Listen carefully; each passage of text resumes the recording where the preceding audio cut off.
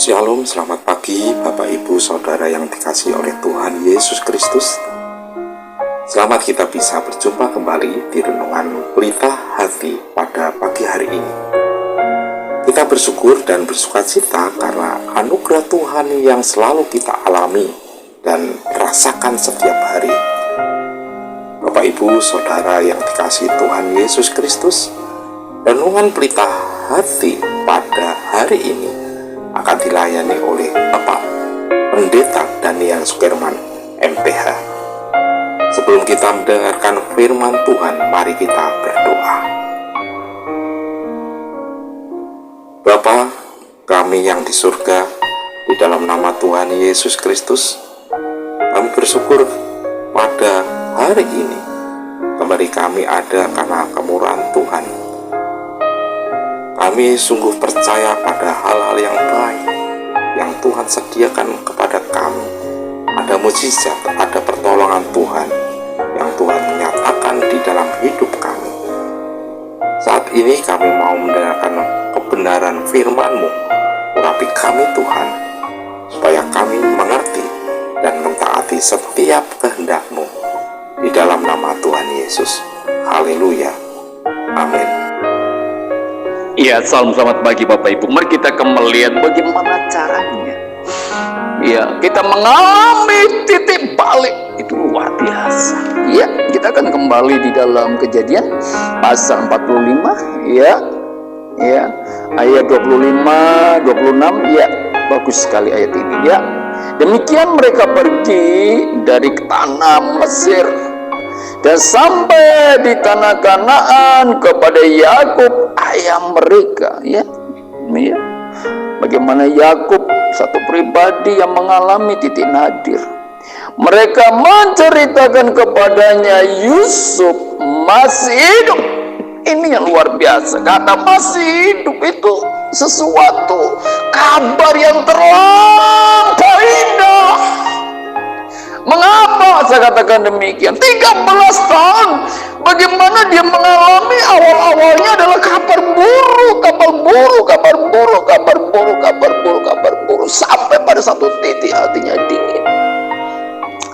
Dia penuh dengan namanya kabar buruk, dia penuh dengan kabar buruk di dalam hidup dia.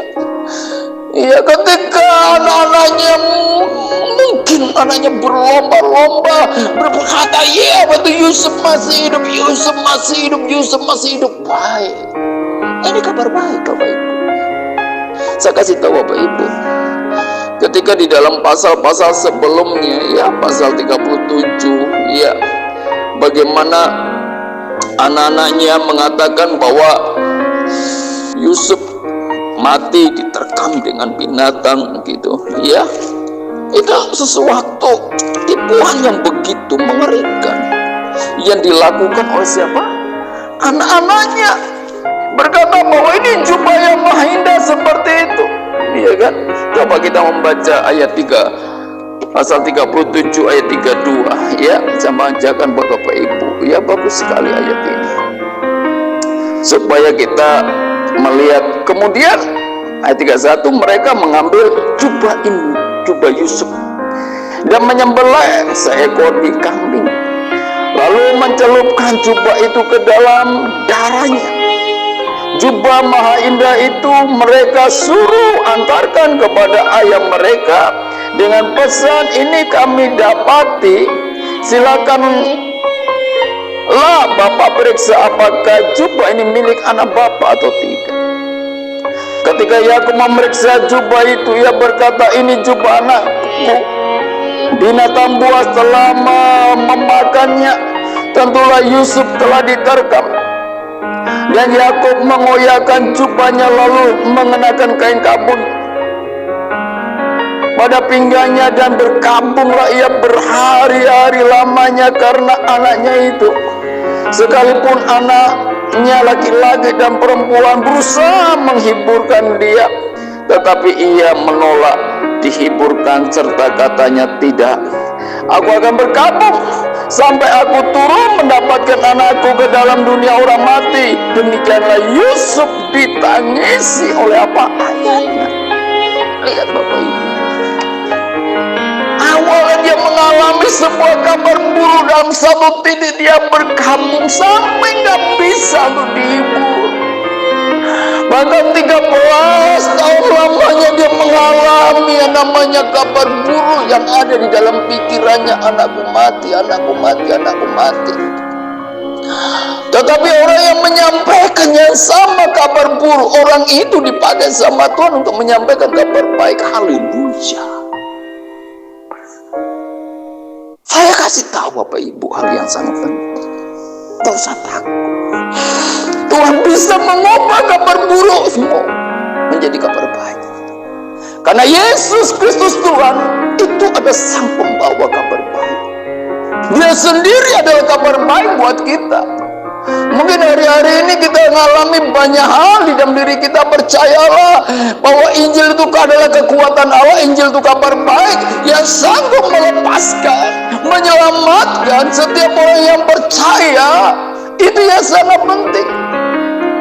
Iya. Ketika dia waktu mereka menyampaikan kabar buruk diterima. Ketika mereka menyampaikan kabar baik ditolak. Mereka gak percaya loh. Sampai begitu ya, aku sampai gak percaya dengan mereka. Kalau kita melihat hal yang sangat prinsip hari ini, bahwa kabar baik itu penting. Haleluya, amin. Kata kitab Amsal dengan jelas bahwa kabar baik itu adalah menyegarkan tulang. Itu kata Amsal ya. Ya, kita lihat di dalam Amsal 15 ayat 30. Bagus sekali. Ya, memberi kesehatan. Ini luar biasa Bapak Ibu. Supaya kita terus percayalah bahwa titik balik itu akan terjadi dalam hidup saudara melalui apa? Kabar baik. Kabar baik itu luar biasa. Ini penting supaya kita itu menjadi orang-orang yang selalu menikmati kabar baik, yaitu firman Allah dalam hidup kita. Supaya kita bisa merasakan kabar baik dan kabar baik. Ini yang sangat penting dalam hidup kita ini. Karena Tuhan rindu sama kita. Di dalam Alkitab dengan jelas bahwa kabar baik itu indah luar biasa. Ya, kita lihat di dalam pasal 15 ayat yang ke 30 berkata, mata yang bersinar-sinar menyukakan hati dan kabar baik menyegarkan apa? Tuhan. Luar biasa baik. Di dalam terjemahan lain bahwa kabar baik memberi apa? Kebahagiaan dan kesegaran. Luar biasa. Hari-hari ini Tuhan sampaikan kepada kita kabar baik. Apakah ada saudara, ada kabar baik buat saudara? Mungkin hari-hari ini engkau mengalami titik terendah, saudara mengalami kabar buruk di dalam hidup. Percayalah di dalam Yesus Tuhan akan memberi kabar baik kepada saudara, untuk memberi kesegaran kepada saudara, dan akan memberi kebahagiaan kepada saudara. Haleluya. Saya percaya, nikmati kabar baik yang luar biasa. Karena kabar baik itu memberi kebahagiaan, kabar baik itu memberi apa? Kesegaran. Kita lihat pasal 25 bagus sekali dalam kitab Amsal ya. Kita lihat lagi bahwa kabar baik itu luar biasa. Ya. Seperti air sejuk bagi jiwa yang dahaga, demikianlah kabar baik dari negeri yang jauh. Dari mana? Dari Mesir. Dia sampaikan mereka pergi ke Kanaan. Ada kabar baik. Seperti apa? Firman Allah berkata dengan jelas, seperti air sejuk bagi apa saudaraku? Jiwa yang dahaga. Wah, ini bicara tentang kesegarannya luar biasa.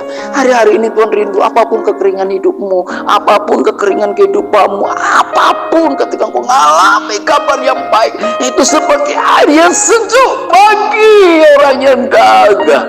Nah, ini yang penting.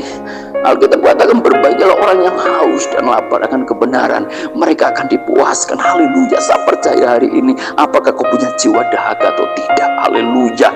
Ketika kabar baik ini disampaikan buat saudara, firman Allah itu kabar baik, Injil itu kabar baik, Yesus Tuhan itu kabar baik buat saudara, yang sanggup mengubah titik apa itu kehidupan saudara menjadi titik balik yang luar biasa. Kau akan melihat hal yang indah itu terjadi. Bagaimana yang dialami oleh Yakub, mengalami titik balik. Dia berkata, cukuplah, saudaraku. Dia merasakan bahwa kabar baik itu meresap di dalam diri dia, kabar baik itu nyatu buat hidup dia. Dia mengubah setiap kabar buruk yang selama ini 13 tahun lamanya dia alami, berubah saat itu karena kabar baik. Kabar baik itu menyegarkan, kabar baik itu memberi kebahagiaan. Selamat pagi, Tuhan Yesus memberkati. Tetap tinggal pada kabar baik, yaitu Injil, yaitu firman Allah. Haleluya, amin.